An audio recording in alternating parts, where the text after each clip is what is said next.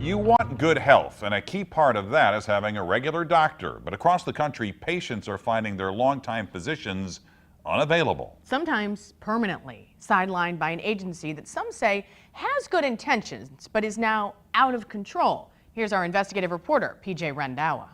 For Karen Madej, the words are painful. This is just the end of the line for my particular train. Earth wasn't a great place for me.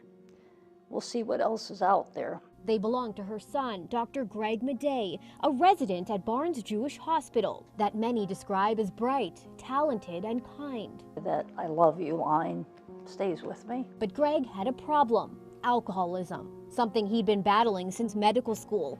And now he'd had a relapse, so he called Missouri's PHP for help. And I think all they needed to do was say, get yourself to a place of safety. You know, we're behind you. But Karen says that didn't happen. And hours later, Greg was dead.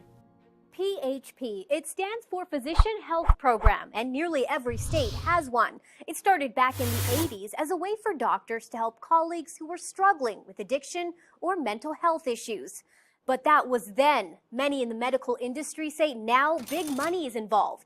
And along with the lack of regulation, it turns these programs into something doctors fear. The physician is basically at the mercy of the PHP. Dr. Wesley Boyd of Harvard University should know. He used to work for a state PHP. There's no one outside the programs looking at them. And that can lead to problems, says Boyd. For example, he says when a PHP gets a tip about a supposed problem doctor, there is usually no way for a physician to appeal or dispute it. Instead, they must go to a preferred treatment center that will examine them and decide if they have an issue.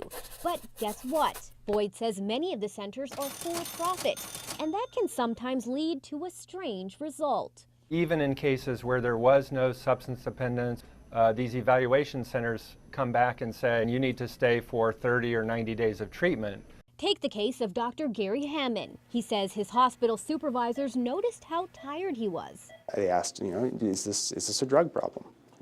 Are you sure you're not using drugs? The real problem, says Gary, he had a newborn at home, and he also had a sleep disorder caused by a brain injury he got while serving his country overseas. I could not understand how they could say, "Why are you tired?" But the next thing he knew, he got a call from the Missouri PHP. They wanted him to fly to an out-of-state recovery center to be checked out. And if he didn't do it, colleagues told him he could lose his license. And that scared the hell out of me. So he went. They just didn't believe anything that I said. And after 5 days, the center diagnosed him with, quote, provisional alcohol use disorder, something Gary says is ridiculous. They hadn't even talked to my wife to see if I drink. Their recommendation, that he enter their 30-day inpatient treatment program. For Boyd, it's one more reason why he says, And it is very hard not to think financial motivation were behind the misdiagnoses. But there's another problem, which may have led to the death of Greg Madej. His mother says that night, Greg knew he needed help, but he was also about to start a new job here in St. Louis, something he didn't want to lose. So he wanted to go to a recovery center located in St. Louis. Stay in St. Louis, begin his oncology fellowship. He'd be able to do outpatient treatment at the program. But when Greg called the Missouri PHP, the answer was no.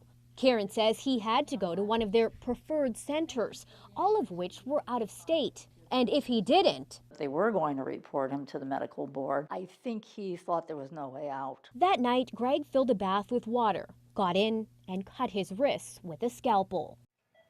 In the end, the many doctors we spoke with claim that now, even if a physician has a serious problem, the last thing most of them will do is contact their local PHP.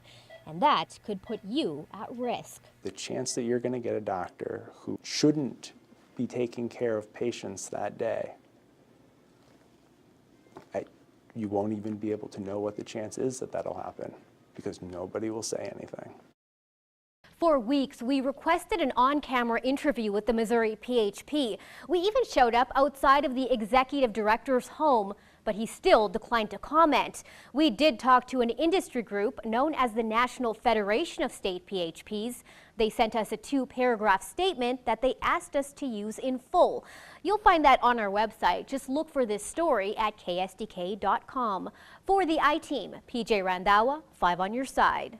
If you have something you want the 5 on your side team to investigate, contact PJ directly at PJ Randhawa at ksdk.com or call 314-444-5231.